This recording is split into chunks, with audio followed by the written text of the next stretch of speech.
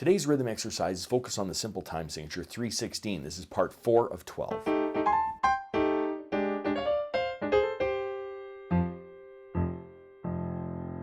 Welcome to my studio, Bach To Basics. This channel is where you can find videos to further your music studies. Now, while I rotate the speakers in my car, let's read some rhythms.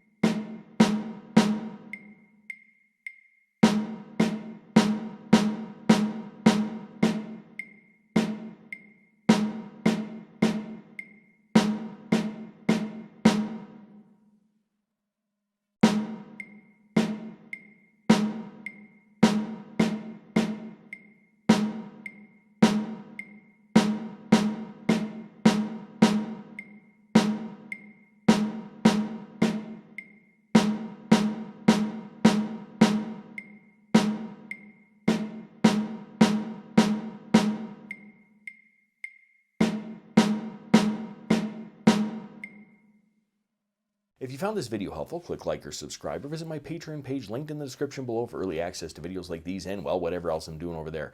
Thanks for watching. I'm just a music teacher having fun. Catch you on the next one.